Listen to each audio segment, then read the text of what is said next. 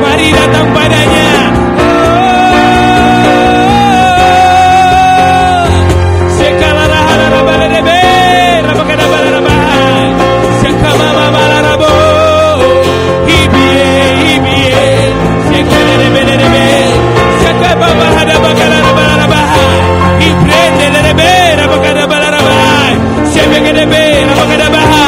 Ini hari yang baru, ini hari yang baru untuk bagaimana level kita dinaikkan oleh Allah. Kasih karunia-Nya ada di rumah ini. Surga terbuka di tempat ini, sebab ditemukannya orang-orang yang siap untuk kerajaan-Nya. Segala raba rebe-rebe sakababa ada bakana malarabahai hibrende rebe bakana malarabo sakada bahala bala priede bekene me bakana malarabo sada bakana malarabahai hilerebe bakana bahai sakababa baba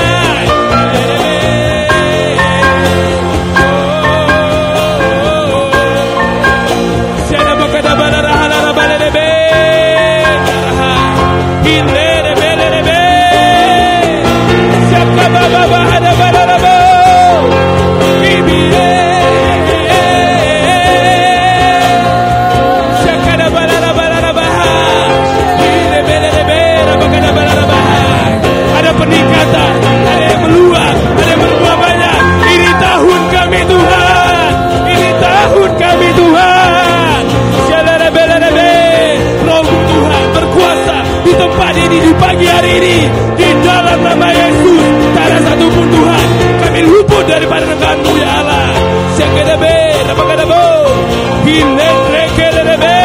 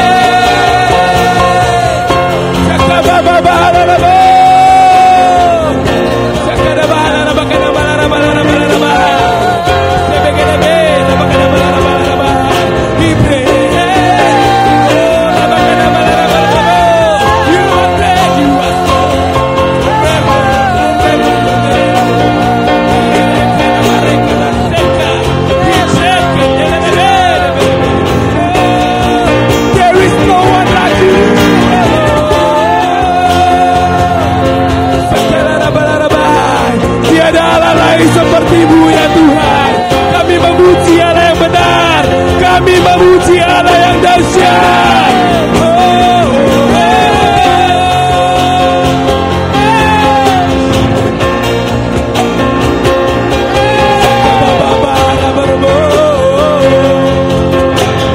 Berikan kemuliaan bagi Dia. Katakan haleluya. Sekali lagi lebih dahsyat. Haleluya. Kita yang dahsyat itu, yes, Dia selalu bergerak, amin. Dia selalu bekerja, bahkan ketika kita tidak melihat, amin. Itu Allahmu dan Allahku, Allah yang hidup yang kita puji, amin. Berbeda dari yang lain, saudara. Itu sebabnya pastikan dirimu, pastikan hatimu siap untuk hari ini, amin. Menerima porsi yang tepat untuk Indonesia yang baru, amin. Berikan kemuliaan bagi Allah kita, haleluya.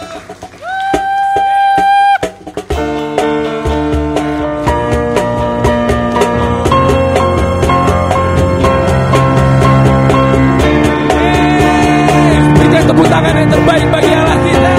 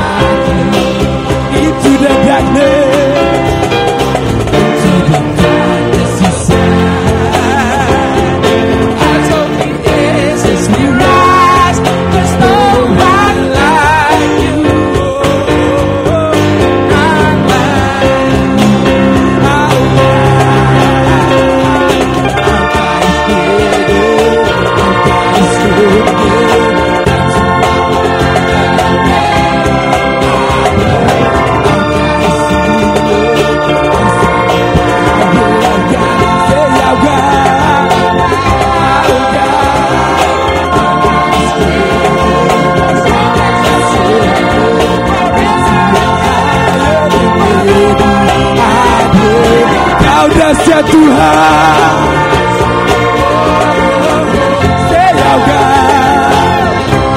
Berikan kemuliaan bagi Dia. Tuhan kita dahsyat, amin. Mampu menyembuhkan, amin. Mampu memulihkan, mampu membalikkan keadaan. Kau Allah yang hidup, Tuhan. Say what do you say? Open the eyes of the blind. Let's go right now. Ya kami katakan tiada seperti-Mu ya Allah.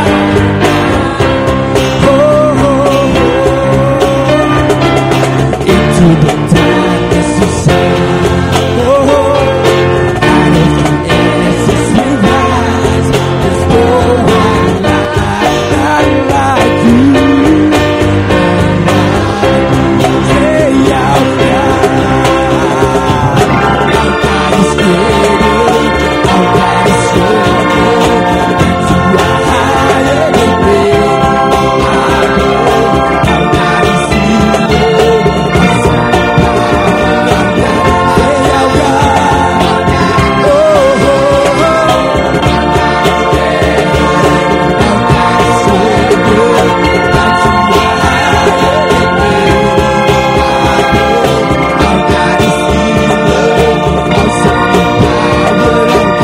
Say out loud.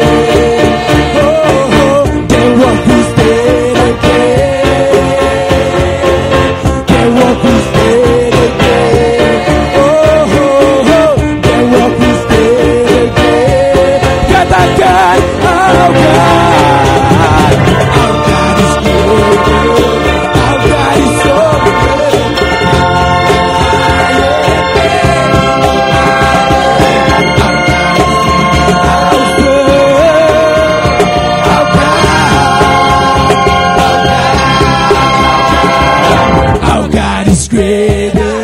Our God is stronger.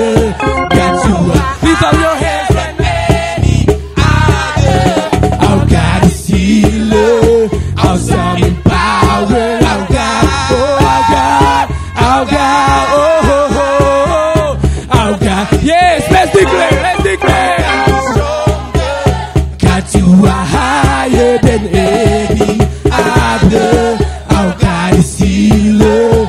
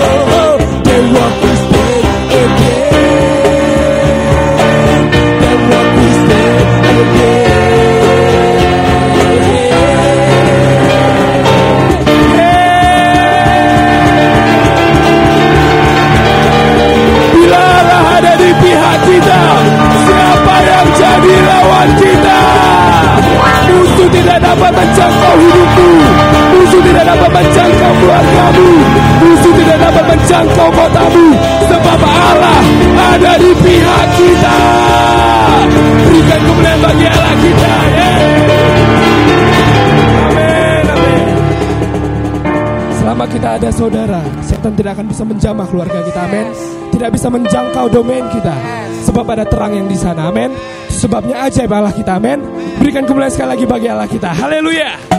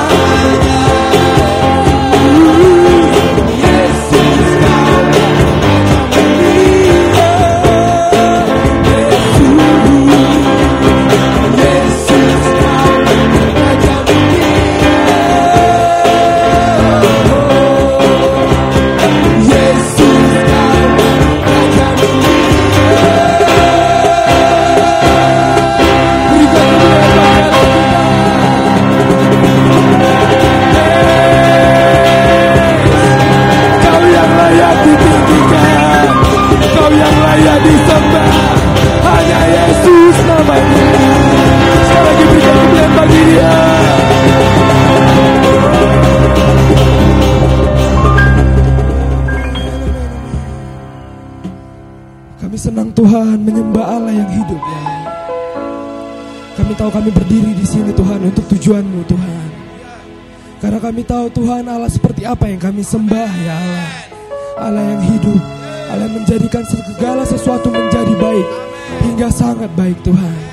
Itu sebabnya Tuhan kami pun menyembah Engkau dengan hati yang terbuka, memuji nama-Mu karena Kau layak Tuhan, sangat layak untuk disembah dan dipuji. Kami mengasihi Tuhan, mengasihi agenda-Mu dan kami tahu Tuhan kami hidup untuk zaman ini ya.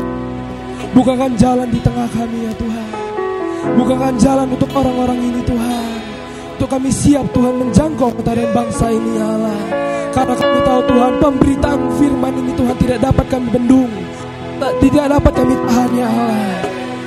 Kami harus membawanya hingga seluruh bumi Tuhan mengaku dengan mulutnya, bertekuk lutut kepada nama-Mu Yesus yang hidup itu. Berikan kemuliaan bagi Allah kita saudara.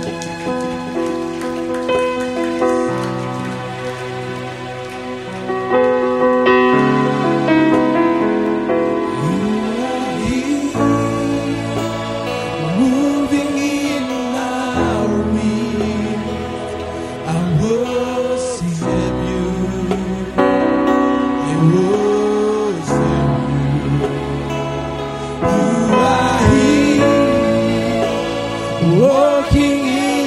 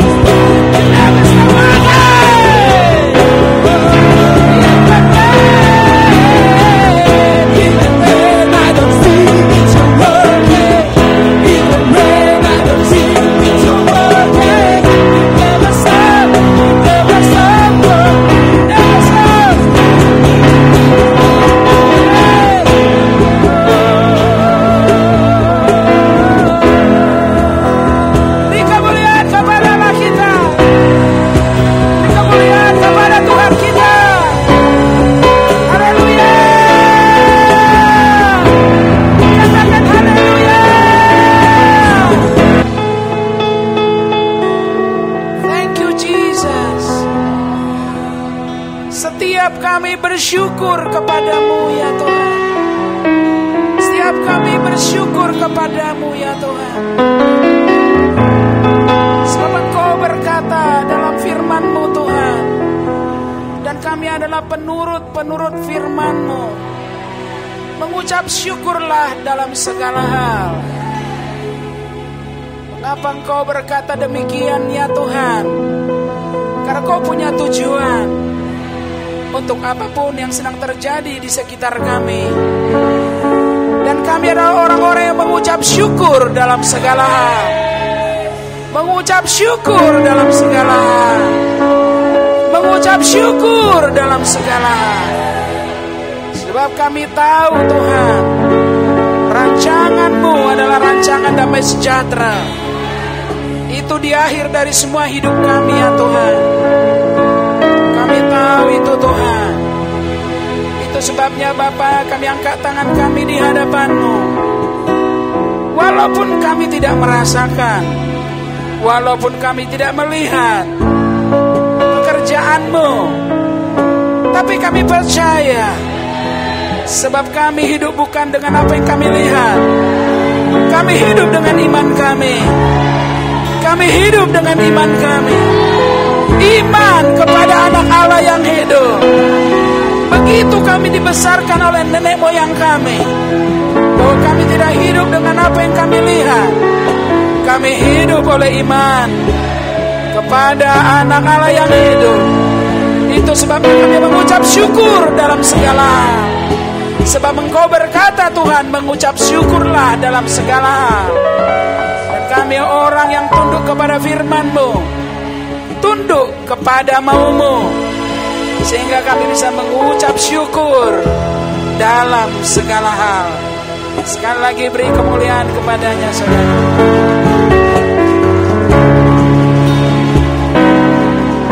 Terima kasih buat hari ini. Bangunlah terus hidup kami menurut mau-Mu, menurut kebutuhan-Mu.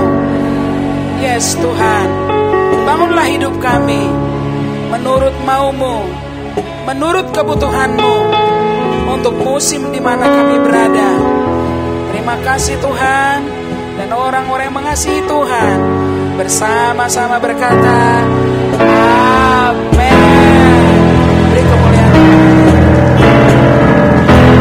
Saya mau kita ingin melanjutkan apa yang saya sampaikan minggu yang lalu.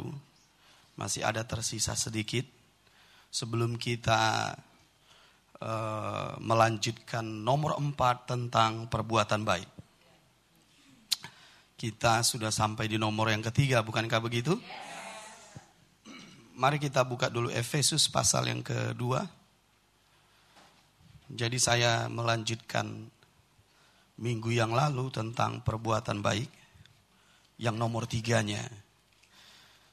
Karena masih ada sedikit yang masih perlu saya kuatkan lagi tentang perbuatan baik nomor 3. Mari sebelumnya kita buka dulu Efesus pasal yang kedua ayat yang ke-10. Karena kita ini buatan Allah, diciptakan dalam Kristus Yesus untuk melakukan pekerjaan baik yang Dia persiapkan. Allah sebelumnya, Ia mau supaya kita hidup di dalamnya. Saudara, kalau kita lihat kata Ia mau, apa maksudnya kata Ia mau? Itulah kehendaknya, itulah kerinduannya, itulah yang kita sebut keinginannya, kemauannya, kehendaknya, keinginannya. Sama seperti yang saya sebut, kalau saya tidak salah 3 minggu yang lalu saya berkata, bagaimana jika seorang ayah melihat anak-anaknya selalu melakukan yang diinginkan ayahnya. Pasti ayahnya senang. Saking senangnya bisa memberi hadiah kan? Saking senangnya bisa membawa jalan-jalan. Saking senangnya bisa membawa rekreasi. Bahkan saking senangnya anak-anaknya ini bisa memberikan dorongan yang kuat bagi ayahnya untuk lebih maksimal. Bukankah begitu? Saudara bisa enggak merenungkannya kepada Bapa kita itu kalau kita menyenangkannya seperti anak-anak tadi? Coba bayangkan kalau Bapa itu tersenyum padamu. Saat engkau berdoa tangannya terentang padamu. Mengapa? Karena engkau menyadari engkau sedang melakukan yang dia rindukan. Jadi kata ia mau, mungkin kalau kita baca di Alkitab, mungkin kata-katanya mungkin terlalu normatif. Tapi kalau dijelaskan kata ia mau, itu sebenarnya bisa kita jelaskan jauh lebih lebih mudah kita pahami secara emosional. Yaitu apa? Kehendaknya, kerinduannya, kemauannya, keinginannya. Saya percaya saudara, kalau kita melakukan perbuatan baik ini, Bapa di sorga akan senang melihat kita. Sudah bisa mengerti? Katakan menyenangkan Tuhan, menyenangkan Bapa.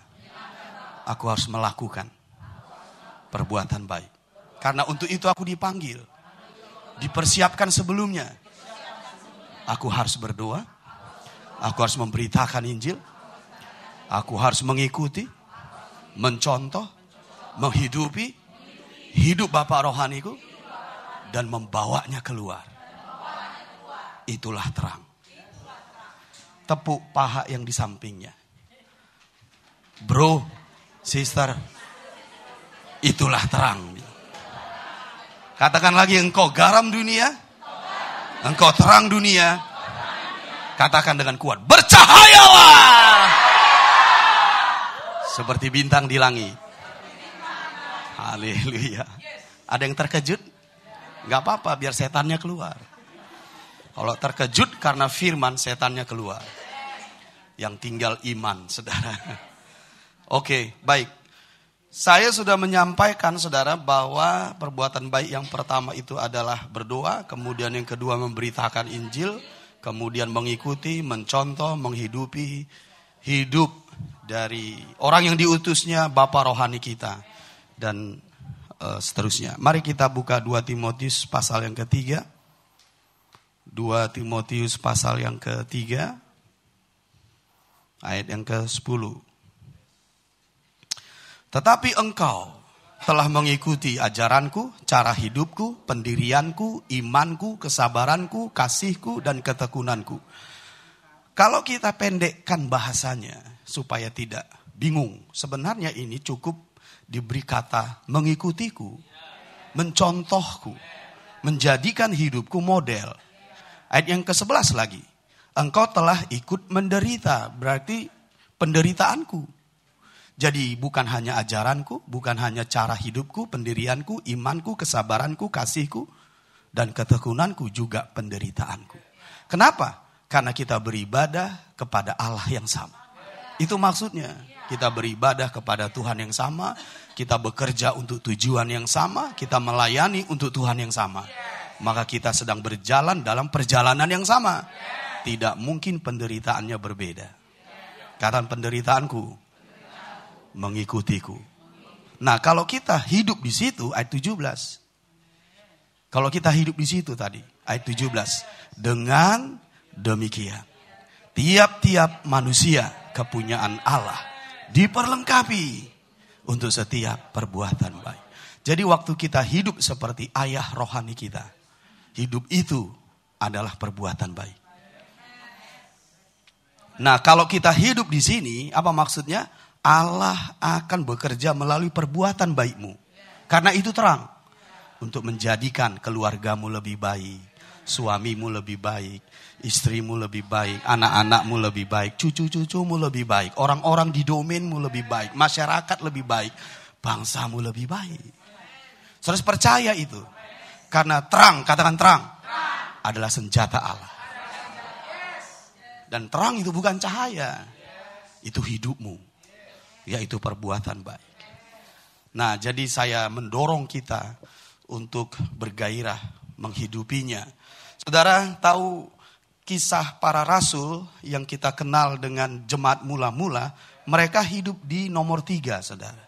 Kalau kita lihat di kisah pasal yang kedua, ayat 42. Makanya mereka ini dahsyat sekali dampaknya bagi orang-orang di sekitarnya.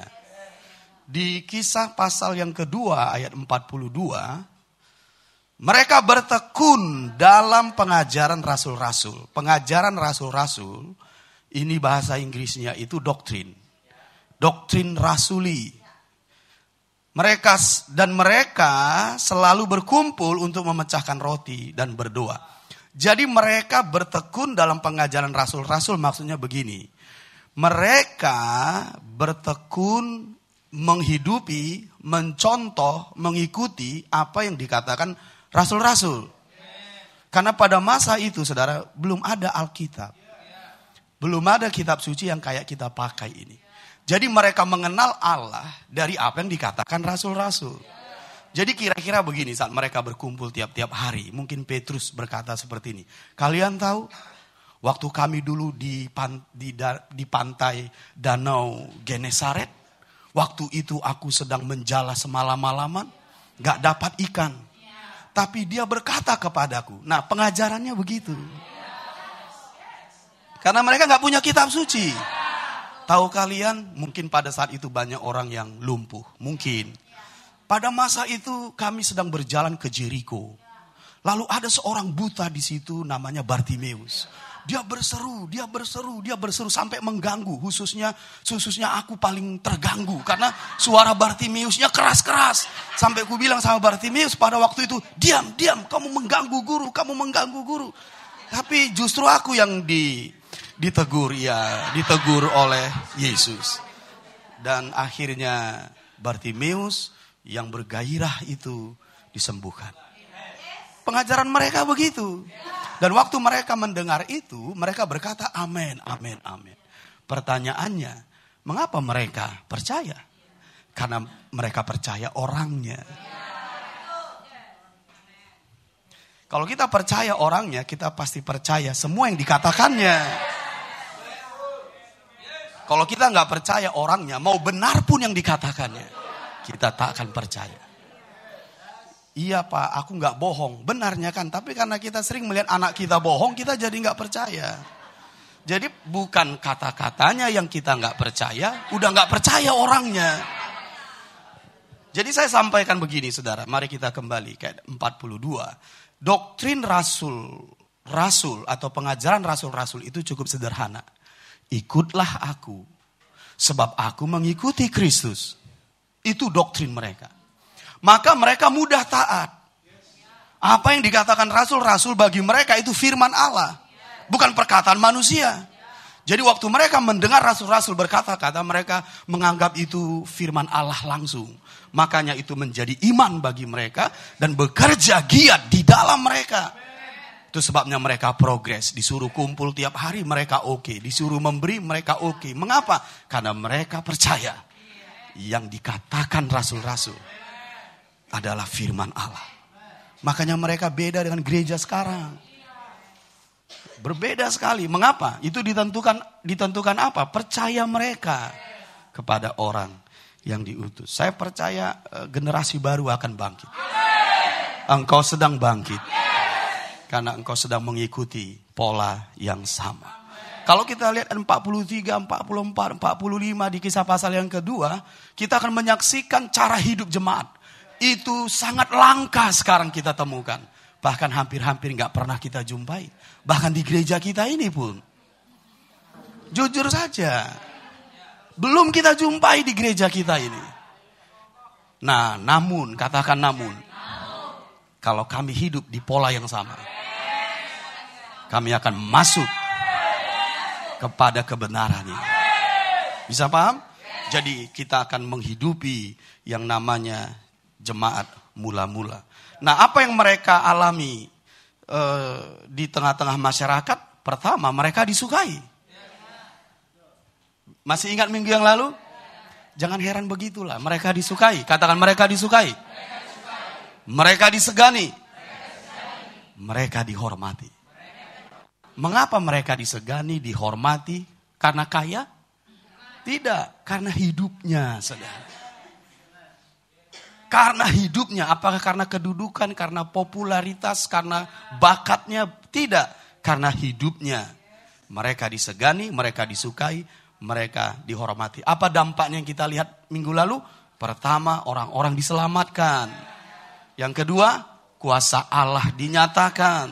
Bisa paham? Yang ketiga, di antara mereka tidak ada yang kekurangan. Dan yang keempat, ada keamanan, ketertiban di masyarakat. Kesimpulan, perbuatan baik menjadikan segala-galanya baik. Beri tepuk tangan. Nah, saya mau menyampaikan begini, perhatikan saya untuk kita semua yang ada di ruangan ini. Saya mendorong kita, menasehati kita untuk menyadari bahwa orang-orang di sekitar kita sangat memerlukan perbuatan baik ini, saudara. Bisa nggak kalian bayangkan kalau kita nggak berfungsi di sini? Bisa nggak kita bayangkan kalau terang tidak menjadi terang? Saudara, ini saatnya bagi kita untuk melihat kebenaran ini adalah sesuatu yang menjadi kehormatan bagi kita. Karena Allah memilih kita untuk bisa menghidupi semua ini. Tanpa kita, saudara, bisa bayangkan di luar, tidak ada terang, tidak ada garam. Makanya Tuhan berkata seperti ini kepada hamba yang diberi 1 mina itu. Karena dia menyimpannya. Engkau hamba yang jahat. Mengapa kita juga bisa seperti itu? Karena seharusnya kalau engkau hidup dalam terang, mereka enggak seperti itu. Kalau kita menjadi garam, mereka juga enggak seperti itu. Karena untuk itulah kita dipanggil. Saudara, saya ingin menggugah hatimu.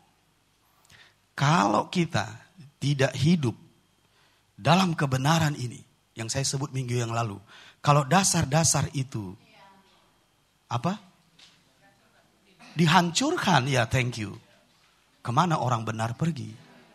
Kalau gereja sebagai jemaat Allah adalah dasar kebenaran, tapi tidak hidup di situ, kemana orang benar pergi? Jadi kita nggak boleh egois, nggak boleh hanya memikirkan dirimu, karena engkau sekarang menjadi milik Kristus, bukan milikmu lagi. Kita harus tahu iman kita, saudara, sebagai orang-orang yang diselamatkan, yang dipanggil, yang dipilih, dan yang dipersiapkan sebelumnya. Kita nggak boleh lagi hidup seperti hidup kita yang lama. Engkau harus punya tekad, katakan tekad, untuk menjadi berkat bagi Indonesia, bagi sebanyak-banyaknya. Dan apa kata Yakobus? Kalau engkau tahu apa yang baik, tapi engkau tidak melakukannya, itu adalah dosa. Makanya nggak heran hamba itu dikatakan hamba yang jahat. Angkat tangan kanan dulu. Bapa, berkali-kali kami berdoa di ruangan ini, supaya mata kami terang, hati kami terang. Siapa kami? Mengapa engkau panggil? Mengapa engkau pilih? Mengapa engkau beri kasih karunia? Mengapa engkau berikan karunia, kelimpahan, kekayaan, dan banyak hal dari sorga engkau limpahkan kepada kami? Supaya kami menjadi garam, menjadi terang bagi sebanyak-banyaknya orang. Bapa Sorgawi, aku berdoa untuk umatmu, untuk anak-anakmu yang hadir ini Tuhan. Supaya semakin kau kuatkan imannya, semakin terang mereka melihat siapa mereka yang sebenarnya. Untuk mereka melangkah dengan iman, hidup dalam kebenaran ini, sehingga mereka menjadi garam, menjadi terang bagi Indonesia. Sehingga banyak hidup orang yang diselamatkan, yang dipulihkan, yang disembuhkan. Sehingga Indonesia akan semakin baik, lebih baik, menjadi sangat baik. Kita yang percaya dan beriman sama-sama berkata, amin. Nah, itu doa saya tadi. Saya ingin melanjutkan seperti ini. Mari kita buka 2 Raja-Raja pasal yang ke-5 dulu. Seperti yang saya sebut tadi, saudara, saya masih melanjutkan ya. Masih melanjutkan. Mari kita lihat 2 Raja-Raja pasal yang ke-5. Tentang bagaimana kita bisa berdampak dengan hidup seperti hidup orang yang diutus Tuhan. Yang saya sebut perbuatan baik nomor 3. 2 Raja-Raja pasal yang ke-5 ayat 1. Kalau sudah sampai katakan amin. Kita baca. Naaman, panglima Raja Aram, adalah seorang terpandang di hadapan tuannya dan sangat disayangi. Sebab oleh dia Tuhan telah memberikan kemenangan kepada orang Aram. Tetapi orang itu seorang pahlawan tentara sakit kusta. Orang Aram pernah keluar bergerombolan dan membawa tertawan seorang anak perempuan dari negeri Israel. Ia menjadi pelayan dan pada istri Naaman. Berkatalah gadis itu kepada nyonyanya, sekiranya tuanku menghadap nabi yang di Samaria, maka tentulah nabi itu akan menyembuhkan dia dari penyakitnya. Lalu pergilah Naaman memberitahukan kepada tuannya, katanya, beginilah dikatakan oleh gadis yang dari negeri Israel itu. Sebentar. Bisa mengimajinasikan? Oke. Coba imajinasikan dulu perempuan ini yang menjadi hamba dari istri Naaman ini. Berbicara kepada nyonyanya tentang tuannya. Karena tuannya sakit kusta. Perempuan itu berkata seperti ini. Seandainya tuanku, maksudnya suaminya, pergi ke Israel, di sana ada seorang nabi, maka penyakit kustanya pasti sembuh. Bisa nggak kita imajinasikan apa respon nyonyanya ini? Nggak mudah itu, saudara. Mungkin bagi kita yang cepat menilai, pasti nyonyanya memarahi hambanya ini. Atau juga bisa memukulnya. Mengapa, saudara? Karena perempuan ini sedang berkata pergi ke Israel. Padahal Israel itu adalah negara dengan bangsanya itu lagi sedang berperang. Masa engkau suruh kami pergi ke Israel? Itu musuh kami. Bisa paham maksud saya? Padahal perempuan ini adalah orang yang mereka tawan. Tapi respon nyonyanya beda, saudara. Pernahkah kita bertanya, mengapa? Nyonyanya langsung berkata kepada suaminya. Perempuan itu berkata, kalau engkau pergi ke Israel, sakitmu akan sembuh. Mungkin suaminya berkata, kenapa kau percaya? Itu kan orang yang kita tawan. Jangan-jangan dia sakit hati. Jangan-jangan dia memberi nasihat yang berbahaya untuk kita. Tapi tidak, saudara. Naaman pergi ke rajanya. Dan yang unik dan susah untuk diterima dengan logika, rajanya pun percaya. Mau rahasia? Pertanyaannya kenapa? Itu yang harus kita tanya. Coba dulu terima cerita ini di logika supaya kita bisa menyimpulkan ini sebenarnya nggak masuk akal. Seorang yang ditawan, yang adalah musuhnya, dibawa dengan paksa ke rumahnya, meninggalkan keluarganya, meninggalkan ayah ibunya, dan menjadi tawanan, menjadi budak. Tapi nyonyanya percaya, suaminya percaya, rajanya juga percaya. Kau akan tahu rahasianya. Namun kita baca dulu. Lanjut. Karena ini akan terjadi pada kita, saudara. Akan terjadi pada kita. Ayat yang keempat. Lalu pergilah Naaman memberitahukan kepada tuannya, katanya, beginilah dikatakan oleh gadis yang dari negeri Israel itu. Maka jawab Raja Aram, baik, pergilah dan aku akan mengirim surat kepada Raja Israel. Lalu pergilah Naaman dan membawa sebagai persembahan 10 talenta perak dan 6.000 sikal emas dan 10 potong pakaian. Ia menyampaikan surat itu kepada Raja Israel yang berbunyi, sesampainya surat ini kepadamu, maklumlah kiranya bahwa aku menyuruh kepadamu Naaman pegawaiku, supaya engkau menyembuhkan dia dari penyakit kustanya. Segera sesudah Raja Israel membaca surat itu, dikoyakkannya lah pakaiannya serta berkata, Allahkah aku ini yang dapat memastikan dan menghidupkan, sehingga orang ini mengirim pesan kepadaku, supaya aku sembuhkan seorang dari penyakit kustanya? Tetapi sesungguhnya, perhatikanlah dan lihatlah, ia mencari gara-gara terhadap aku. Kalau kita renungkan di logika kita, memang yang dikatakan Raja Israel ini masuk akal. Dia bukan tabib, dia bukan dokter, dia juga bukan nabi. Makanya kalau kita pikirkan sekilas, wajar dia sampaikan itu. Tapi menurut saya sih nggak wajar juga. Tahu kenapa?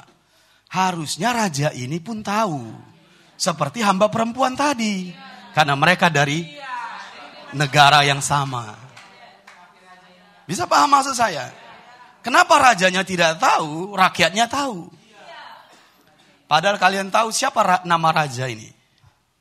Yoram. Yoram itu dekat dengan Elisa. Harusnya dia tahu dong. Yoram itu sebelum Elisa meninggal, Yoram pergi ke Elisa dan berkata, bapakku keretanya yang berkuda. Itu Yoram. Arahkan panahmu ke arah, ke arah Aram seperti itu. Ini saya nggak saya nggak menyiapkan ayatnya, tapi kau nanti bisa cari. Nah, ini bukan raja yang tidak kenal Elisa. Bisa mengerti maksud saya? Tapi dia tidak tahu ada seorang nabi di Israel. Hamba perempuan itu tahu. Bisa paham maksud saya? Dia mengoyakkan bajunya. Ayat yang ke-8.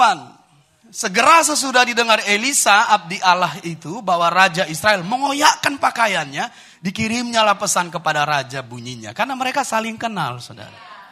Mengapa engkau mengoyakkan pakaianmu? Biarlah ia datang kepadaku, supaya ia tahu bahwa ada seorang nabi di Israel. Bayangkan itu. Rakyatnya tahu, tapi rajanya tidak tahu. Padahal rajanya tahu Elisa. Kenal dengan Elisa. Tapi dia tidak tahu kalau Elisa itu sanggup.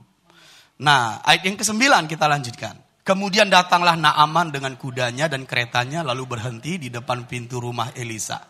Elisa menyuruh seorang suruhan kepadanya mengatakan, pergilah mandi 7 kali dalam sungai Jordan, maka tubuhmu akan pulih kembali, sehingga engkau menjadi tahir. Tetapi pergilah Naaman dengan gusar sambil berkata, aku sangka bahwa setidak-tidaknya ia datang keluar dan berdiri memanggil nama Tuhan Allah sambil melompat-lompat, menari-nari keliling-keliling sampai bawa hisop seperti itu. Seperti di negara saya, begitulah cara dukun-dukun menyembuhkan. Aku pikir begitu. Lanjut. Lalu menggerak-gerakkan tangannya di atas tempat penyakit itu dan dengan demikian menyembuhkan penyakit kustaku. Bukankah Abana dan Parpar sungai-sungai Damsik lebih baik dari segala sungai-sungai di Israel? Bukankah aku dapat mandi di sana dan menjadi tahir? Kemudian berpalinglah ia dan pergi dengan panas hati. Tetapi pegawai-pegawainya datang mendekat serta berkata kepadanya, Bapak, seandainya Nabi itu menyuruh perkara yang sukar kepadamu, bukankah Bapak akan melakukannya? Apalagi sekarang, ia hanya berkata kepadamu, mandilah dan engkau akan menjadi tahir. Maka turunlah ia membenamkan dirinya 7 kali dalam sungai Jordan, sesuai dengan perkataan abdi Allah itu. Lalu pulihlah tubuhnya kembali seperti tubuh seorang anak, dan ia menjadi tahir. Beri tepuk tangan dulu. Luar biasa mujizatnya. Dan Tuhan kita tetap sama, baik dahulu, sekarang, dan selamanya. Hal-hal seperti ini masih bisa dan pasti terjadi. Ayat yang ke-15 dulu kita baca. Kemudian kembalilah ia dengan seluruh pasukannya kepada abdi Allah itu. Setelah sampai, tampillah ia ke depan Elisa dan berkata, sekarang aku tahu bahwa di seluruh bumi tidak ada Allah kecuali di Israel. Karena itu terimalah kiranya suatu pemberian dari hambamu ini. Saudara, mari kita runut dulu gitu bahasanya ya. Saya nggak tahu juga bahasa yang lebih tepat. Runut dari awal dulu. Siapa penyebab cerita ini sampai sedemikian fantastik sekali? Hamba perempuan tadi. Hanya pesannya yang sederhana loh, saudara. Seandainya tuanku pergi ke Israel. Hanya itu saja pesan. Tapi itu bisa menjamah hati tuannya, menjamah hati tuan dari tuannya, menjamah hati Raja Israel sampai kepada Elisa. How awesome that. Saudara mungkin masih ingat perempuan Samaria? Dia hanya berkata, ada seorang di sana. Seorang di sana yang mengatakan segala sesuatu yang telah kulakukan. Mungkinkah dia Kristus? Satu kota pergi kepada Yesus. Pesannya hanya sederhana, nggak pakai bahasa roh loh, saudara. Kayak kita ini ya, bahasa rohnya menggelegar seperti petir di waktu hujan. Begitu. Tapi ini pesannya sungguh sederhana. Tapi satu kota dimenangkan, satu raja dijamah, Raja Israel dijamah. Oh, luar biasa sekali. Mau tahu rahasianya? Nah, katakan kanan kiri, mau tahu rahasianya? Oke, baik. Tapi kita lanjutkan lagi dulu, biar kita akhiri ceritanya ini. Ayat yang ke-16. Tetapi Elisa menjawab, demi Tuhan yang hidup, yang di hadapannya aku menjadi pelayan. Sesungguhnya aku tidak akan menerima apa-apa. Dan walaupun Naaman mendesaknya supaya menerima sesuatu, ia tetap menolak. Bisa paham? Ayat 17. Akhirnya berkatalah Naaman, jikalau demikian, biarlah diberikan kepada hambamu ini tanah sebanyak muatan sepasang bagal. Sebab hambamu ini tidak lagi akan mempersembahkan korban bakaran atau korban sembelihan kepada Allah lain, kecuali kepada Tuhan. Dan kiranya Tuhan mengampuni hambamu ini dalam perkara yang berikut. Apabila Tuanku masuk ke kuil Rimon untuk sujud menyembah di sana, dan aku menjadi pengapitnya, sehingga aku harus ikut sujud menyembah ke dalam kuil Rimon itu, kiranya Tuhan mengampuni hambamu ini dalam hal itu. Maka berkatalah Elisa kepadanya, pergilah dengan selamat. Naaman diselamatkan, nyonyanya diselamatkan. Betapa dahsyatnya kejadian ini. Dan mari kita ke rahasia tadi. Kita rindu supaya dampak-dampak yang kita lakukan juga bisa sebesar ini kan? Sebesar perempuan Samaria itu. Bisa paham? Sebesar perempuan pendarahan. Apa rupanya yang besar yang dilakukan perempuan pendarahan? Oleh karena dia membuka jalan dengan menjamah jubah Tuhan. Banyak orang lain juga menjamah jubah Tuhan dan disembuhkan. Dia membuka jalan dan dampaknya besar. Sederhana sekali, sama seperti perempuan ini, dia sederhana saja memberikan jawaban kepada nyonyanya dan hasilnya besar. Pertanyaannya, kenapa? Kenapa, saudara? Ini yang kita sebut tadi, karena kesaksian dari perempuan ini. Kesaksian hidupnya. Karena hidupnya yang dipercaya, maka kata-katanya dipercaya. Kalau orangnya tidak dipercaya, bagaimana kita percaya kata-katanya? Berarti kesimpulan kita, perempuan ini dapat dipercaya karena kesaksian hidupnya. Nah, tunjukkan sama saya Papa ayatnya. Saya kasih ayatnya, coba lihat. Mungkin kita belum melihat selama ini, tapi saya akan menuntunnya ke sana. Ayat yang ke 2. Kau akan menemukan bahwa kesaksian hidupnya lah yang membuat nyonyanya ini percaya. Ayat yang kedua sudah sampai? Orang Aram pernah keluar bergerombolan dan membawa tertawan seorang anak perempuan dari negeri Israel. Ia menjadi pelayan. Dari seorang yang tertawan menjadi pelayan. Pelayan itu bukan pembantu di sini, itu sifat, saudara. Itu sifat, itu karakter, itu mentalitas. Karena kita bisa menjadi seseorang yang memiliki kedudukan yang tinggi, tapi sifatnya pelayan. Siapa yang kita lihat ini? Yesus. Aku datang bukan untuk dilayani, tapi aku datang untuk melayani. Jadi sifat pelayan itu tidak diukur dari apa pekerjaanmu. Itu sifat, itu karakter, itu mentalitas. Jadi sekalipun dia adalah hamba dari nyonyanya, tapi dia punya sifat, mentalitas, dan karakter seorang pelayan. Ini yang membuat nyonyanya percaya. Siapa yang kita lihat lagi seperti ini di masa lalu? Yusuf. Yusuf juga seorang yang tertawan, seorang budak. Tapi tuannya bisa percaya. Bisa paham nggak maksud saya? Kalau kita percaya orangnya, kita akan percaya pesannya. Nah, apa yang kita lihat yang membuat nyonyanya percaya? Dia punya karakter, mentalitas, dan sifat seorang pelayan. Sekalipun mungkin dia pada saat itu hamba nyonyanya. Katakan, pelayan adalah sifat. Pelayan adalah karakter. Pelayan adalah mentalitas. Tidak berbicara kedudukan di sosial. Nah, kan kita tadi berkata seperti ini. Pelayan seperti apa? Mengapa Papa simpulkan dia adalah pelayan itu sifatnya? Karena Elisa juga pelayan. Mari kita lihat, saudara. Jadi dia mencontoh hidup Elisa. Mari kita lihat, saudara.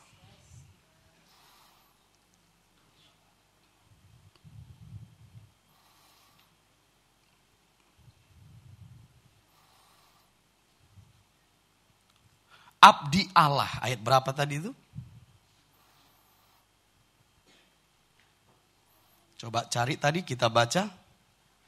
Elisa itu adalah abdi Allah. Ayat yang ke-8, mari kita baca. Segera sesudah didengar Elisa, abdi Allah itu, abdi itu pelayan, saudara. Jadi dia nabi bersifat pelayan, berkarakter pelayan, bermentalitas pelayan. Siapa yang dia layani? Allahnya. Berarti perempuan ini yang tahu Elisa juga mencontoh, mengikuti, menghidupi hidup Elisa sebagai pelayan. Makanya dia merekomended Elisa. Sama seperti perempuan Samaria itu merekomended Yesus. Bisa amin dengan panjang? Dia merekomended Elisa. Banyak nabi di Israel pada saat itu, saudara. Tapi kenapa dia merekomended Elisa? Sama seperti perempuan Samaria. Di sana ada seorang, satu kota pergi. Di sana ada nabi di Israel, tuannya pergi. Karena sifat dan karakter dan mentalitas dan hidup ayah rohaninya itu yang dia hidupi. Itulah terang, saudara. Jadi kalau kita nggak membacanya dengan hati yang terbuka, kita nggak akan temukan di mana keajaiban itu. Keajaiban itu karena hamba nyonyanya ini tidak seperti orang kebanyakan. Dia hidup seperti hamba Tuhan, Nabi Allah di Israel. Inilah perbuatan baik. Saudara tahu apa yang dialami oleh jemaat mula-mula? Mereka hidup seperti rasul-rasul. Mereka disegani, dihormati, dan disukai. Samalah kayak seperti hamba Naaman ini. Dia dihormati sekalipun dia hamba nyonyanya. Oh, beri tepuk tangan dulu. Saudara bisa melihat kenapa tuannya percaya kepada hambanya? Karena hambanya ini hidup seperti Elisa. Sebagai pelayan. Saya mau ambil satu contoh lagi. Ini mungkin pertama sekali saya pernah bagikan di rumah kita. Kita buka dari kitab Yeremia pasal 35. Mereka-mereka yang hidup. Mereka-mereka yang mengikuti. Mereka-mereka yang mencontoh. Hidup seorang yang diutus Tuhan. Kalau dia bawa ke masyarakat. Itu adalah terang. Perbuatan baik. Bisa paham? Nah, mari kita lihat dulu Yeremia pasal 35. Perhatikan ayat demi ayat karena ini pertama kali kita dengar. Cerita tentang Rekab bin Yonadab. Mari kita lihat dulu seperti apa ceritanya. Sudah sampai semua? Ayat pertama. Firman yang datang dari Tuhan kepada Yeremia di zaman Yoyakim bin Josia, Raja Yehuda, bunyinya, pergilah kepada kaum orang Rekab, bicaralah dengan mereka dan bawalah mereka ke rumah Tuhan ke dalam salah satu kamar, kemudian berilah mereka minum anggur. Maka aku menjemput Yaazania bin Yeremia bin Habajinya beserta saudara-saudaranya dan semua anaknya, pendeknya segenap kaum orang Rekab. Pakai bahasa Medan juga ya, pendeknya. Kalau kalian kan cerita sama saya, bilang seperti ini, singkat ceritanya. Kira-kira gitu. Tapi panjang juga ya. Jadi singkat ceritanya papa panjang juga gitu.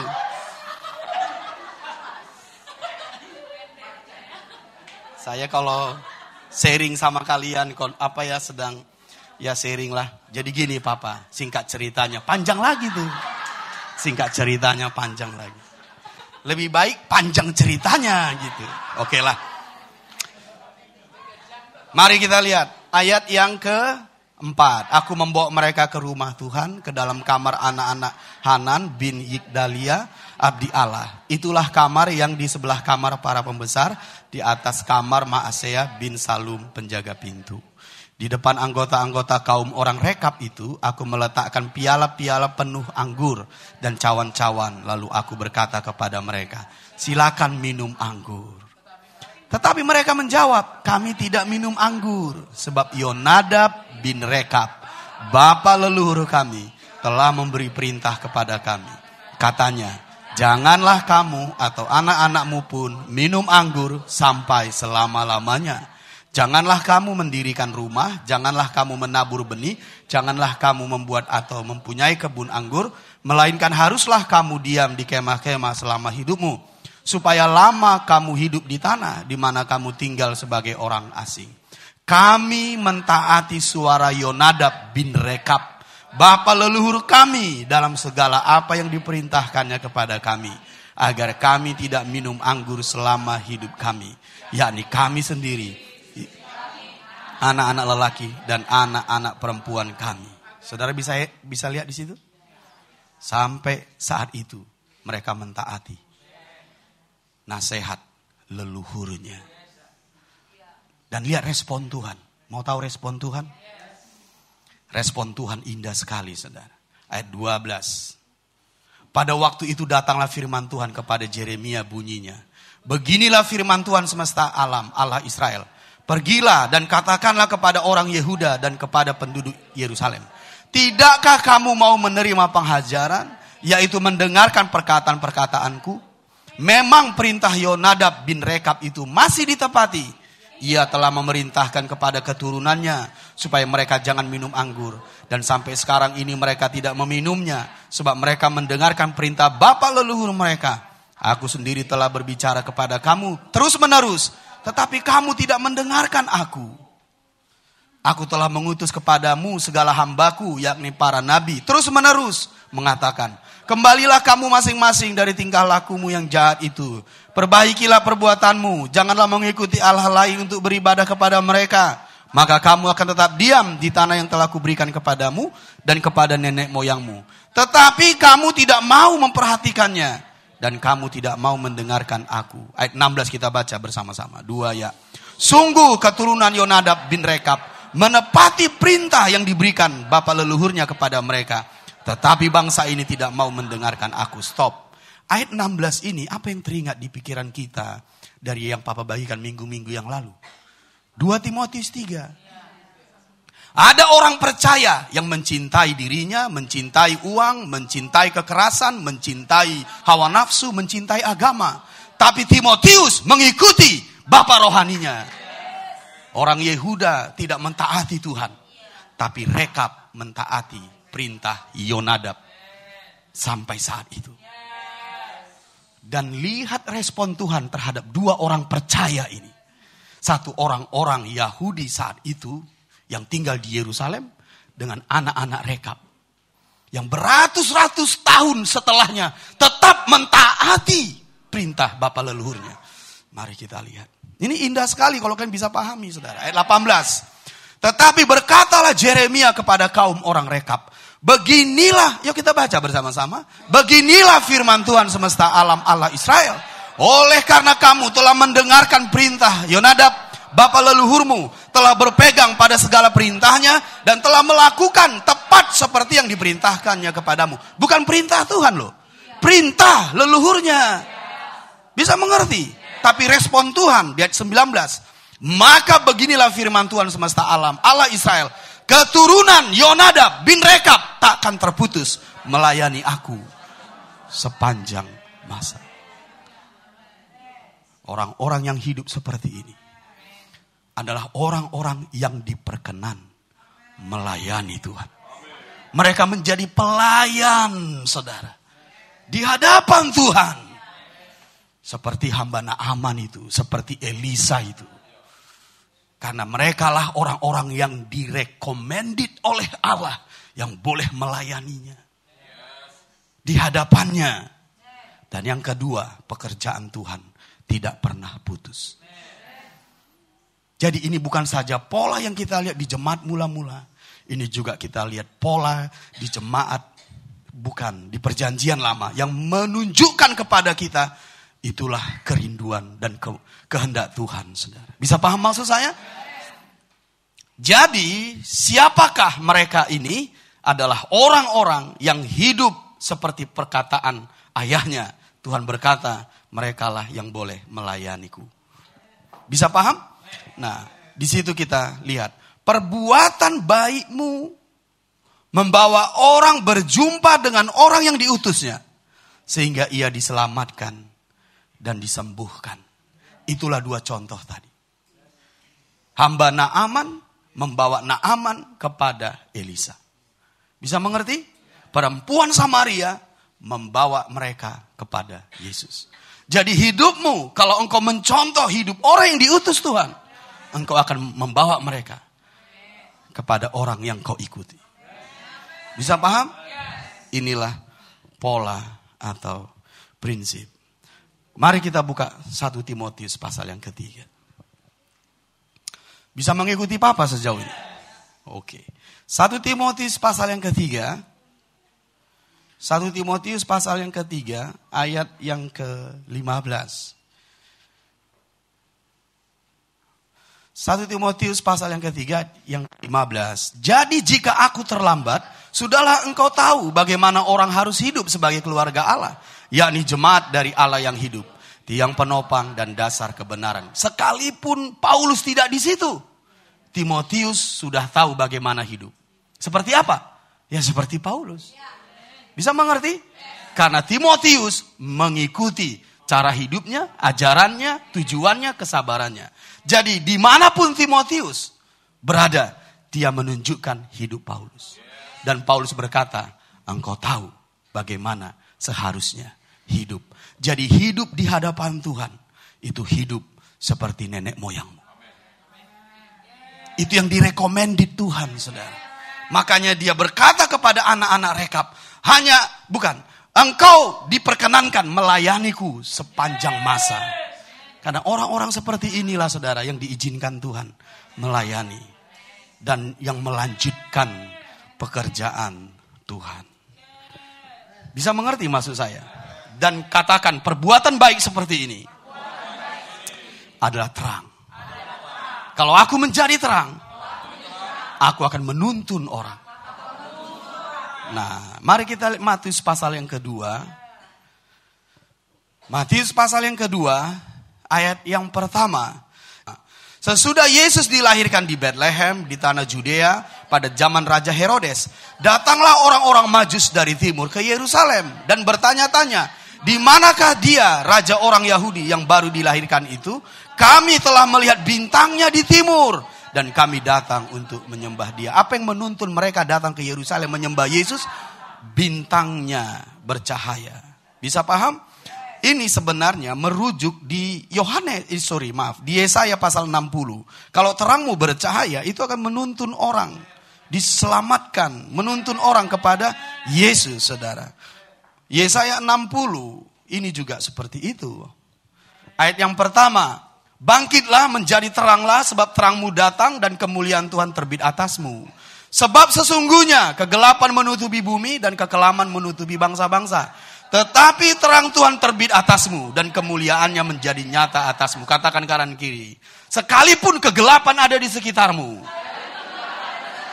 jika terang Tuhan terbit atasmu, kegelapan itu tidak akan berkuasa. Kegelapan dikalahkan oleh terang. Jadi kalau kita lihat di luar sana mungkin ada cerita-cerita, berita-berita, kejadian-kejadian yang menunjukkan sifat-sifat gelap. Don't worry. Konsen pada terang Tuhan agar terbit atasmu. Kita nggak perlu menyorot kegelapan itu. Engkau perlu pastikan terang Tuhan terbit atasmu. Kegelapan akan disingkirkan.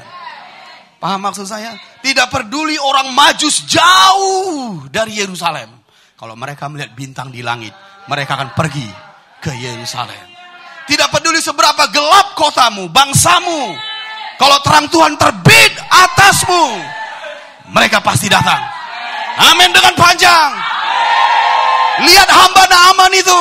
Lihat perempuan Samaria itu. Lihat anak-anak Rekab itu. Ini saatnya Tuhan bertindak. Melalui perbuatan bayimu. Melalui perbuatan bayimu. Buat Allah bekerja di sana. Haleluya. Katakan kanan kiri. Jangan simpan minamu. Jangan bersembunyi di bawah gantang.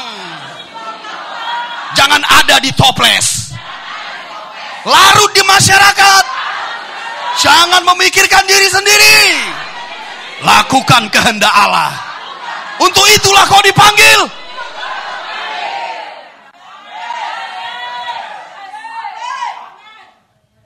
Katakan dengan senyum. Jangan egois.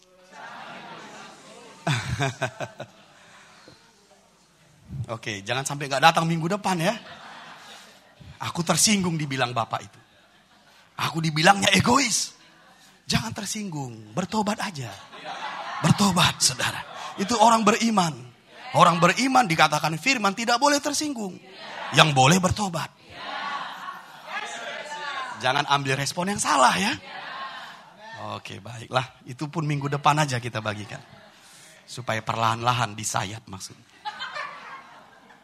Katakan kanan kiri lagi, jangan egois. Iya. Mari kita lanjutkan ayat yang kedua. Bersemangatkah kita di ruangan ini? Karena Kristus pengharapan akan kemuliaan. Kristus adalah dirimu. Ayat yang kedua. Sebab sesungguhnya kegelapan menutupi bumi dan kekelaman menutupi bangsa-bangsa. Tetapi terang Tuhan terbit atasmu dan kemuliaannya menjadi nyata atasmu. Kita baca di ketiga dengan kuat.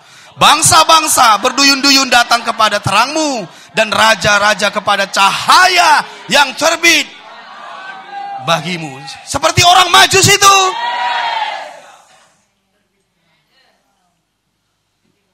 Papa kasih satu ayat lagi. Kalau akulah bintang itu. Itu kan di Matius pasal yang kedua. Itu kan Yesus. Saya kasih ayat. Karena kita kan suka berdebat ya. Tapi berdebat yang kudus maksudnya. Maksudnya apa itu Papa? Firman Tuhan seputar firman. Filipi pasal yang kedua, bahwa kitalah bintang-bintang itu saudara. Supaya engkau bisa memposisikan dirimu dan menjadi bintang. Haleluya.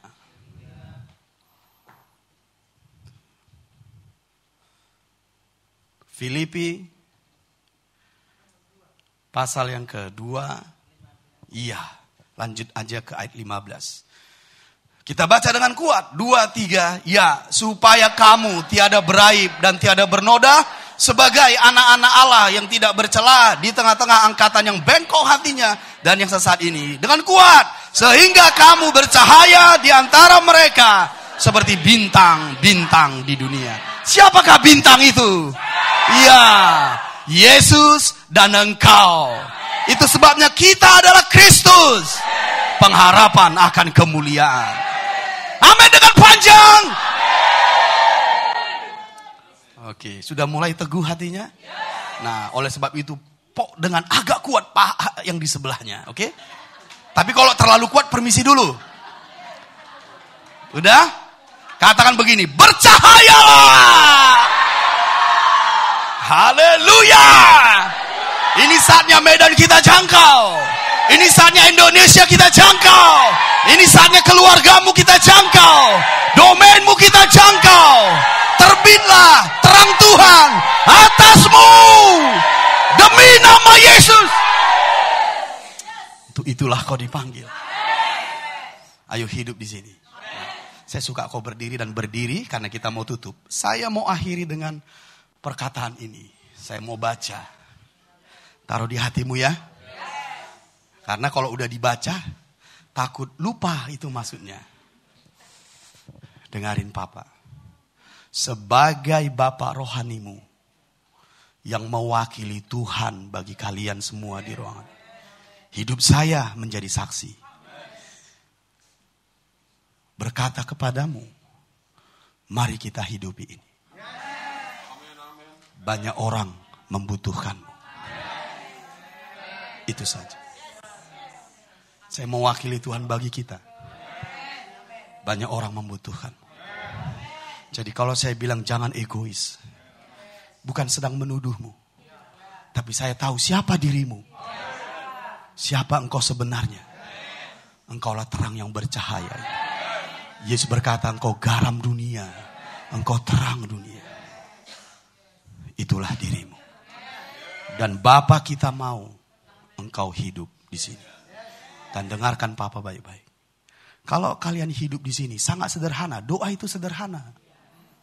Kalau kita doa rutin, konsisten, tekun dari hatimu, engkau bersyafaat. Bagaimana mungkin Tuhan tidak menjawabnya? Lihat saja perkara janda itu. Permohonannya kepada hakim yang jahat itu pun dikabulkan. Apalagi Bapamu yang di sorga. Masalahnya mungkin kita belum tekun berdoa. Bagaimana dengan memberitakan Injil? Mungkin kita memberitakan Injil itu mut-mutan. Kalau kau seperti Filipus, kau mengubah Samaria, Gad, Gaza, dan Asdod sampai ke Afrika. Bisa mengerti maksud saya? Dan berita untuk memberitakan Injil sederhana. Apa yang kau alami saja. Gak perlu kau hafal semua ayat-ayat itu. Apa yang kau alami, kau saksikan. Karena itu kau alami, mereka percaya. Dan bagaimana kalau kau hidup seperti ayah rohanimu? 3 poin ini akan memberi dampak yang besar. Tidak rumit anak-anakku. Cukup sederhana. Kau hidupi dan dampaknya besar. Bisa mengerti maksud saya? Jadi, hiduplah di sini. Medan, Indonesia membutuhkan kita. Mari angkat tangan ke surga. Bapa kami paham mengapa kami berdiri di sini. Mengapa kami beribadah mendengarkan firman. Kami mengerti kehendak-Mu. Engkau memanggil kami sebelum dunia dijadikan. Untuk menjadi garam. Untuk menjadi terang. Ya Bapa, kami tidak boleh lagi egois. Hanya memikirkan diri kami sendiri. Yesus tidak egois. Dia tidak memikirkan dirinya. Dia datang ke dunia, turun dari sorga, melakukan kehendak Bapa untuk melayani kita, menanggung semua dosa, memikulnya dan membawanya ke kayu salib. Karena Yesus mengasihi kita, Dia tidak egois.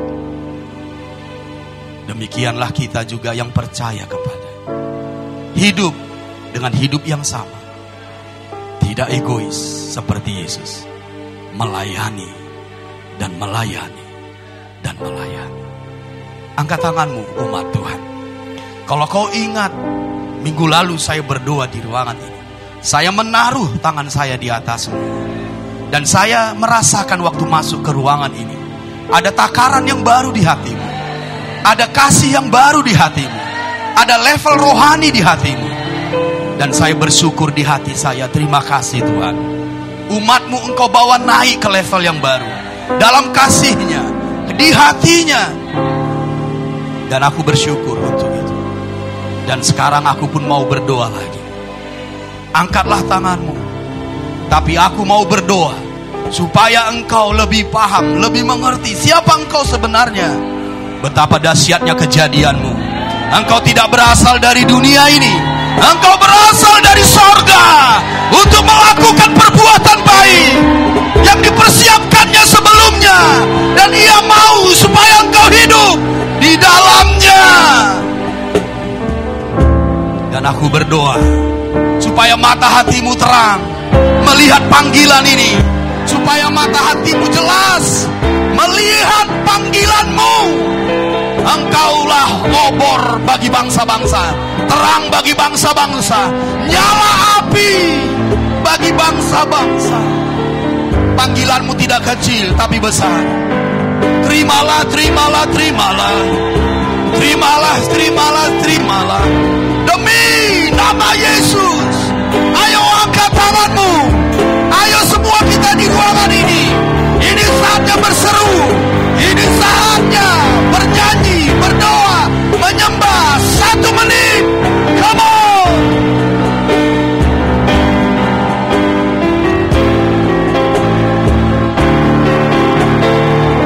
Haleluya.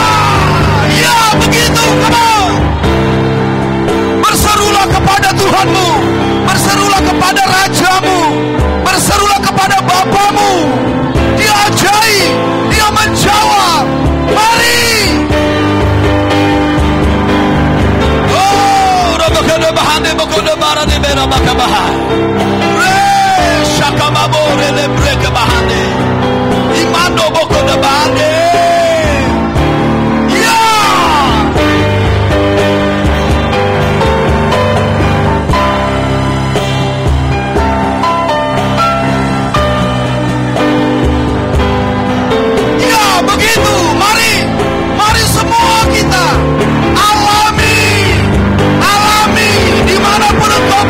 Sekarang alami anak-anakku, alami jamahannya, alami rohnya, dimanapun engkau berdiri. Ayo angkat tanganmu, berseru. Dia akan menghampirimu, memenuhimu, menjamahmu sekarang.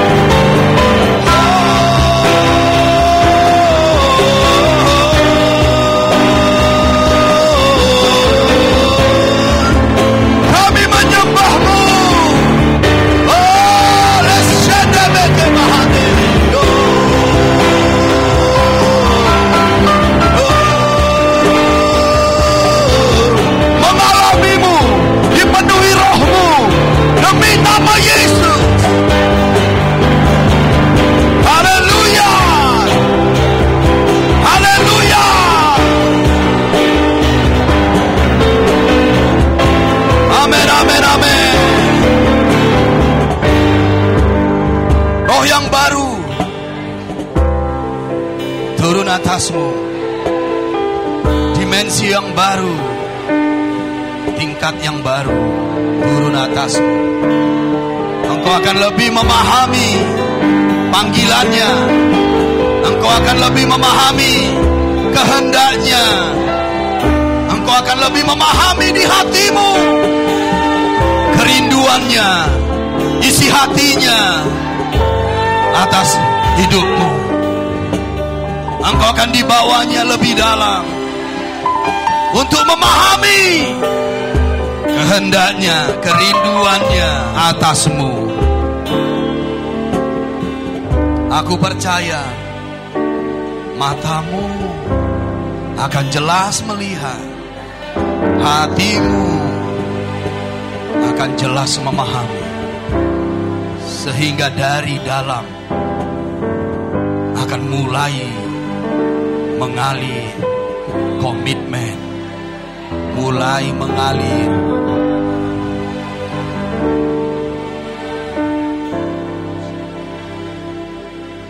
keteguhan, komitmen untuk melakukan perbuatan baik.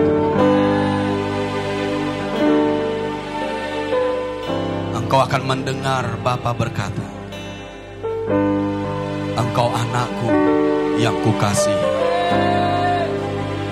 kepadamulah aku berkenan. Sebab dia mendapati hatimu, mendapati kerinduannya, menjadi kerinduanmu, karena engkau memahami. Terima kasih Tuhan. Haleluya. Kemuliaan bagimu.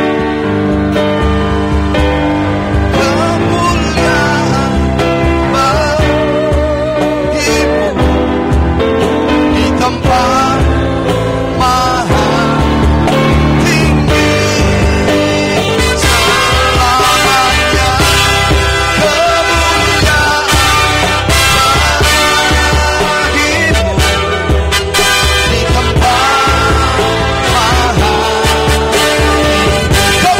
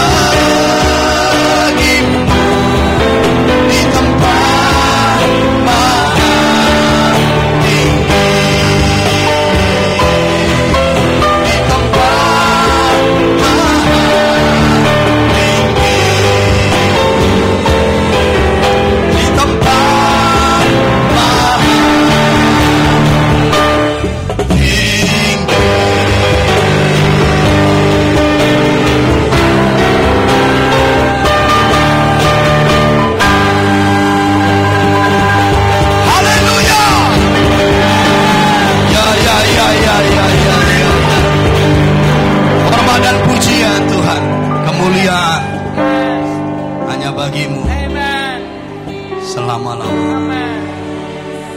Terima kasih Tuhan buat umat-Mu ini yang tetap percaya, teguh, berkomitmen, dan terus mengikuti-Mu. Terima kasih buat hidup mereka. Berkati Tuhan pekerjaannya, keluarganya, anak-anaknya, cucu-cucunya, semua yang mereka lakukan. Aku percaya Tuhan, Allah Immanuel menyertai mereka, beserta mereka selama-lamanya. Terima kasih Tuhan. Doaku dan tanganku yang terangkat untuk-Mu umat Tuhan selalu tersedia bagimu, bersyafaat untuk-Mu. Terima kasih. Terpujilah Tuhan untuk selama-lamanya atas hidup kita semua di ruangan ini. Demi nama Yesus kami berdoa, bersyukur. Kita yang percaya, kita diberkatinya, sama-sama berkata amin.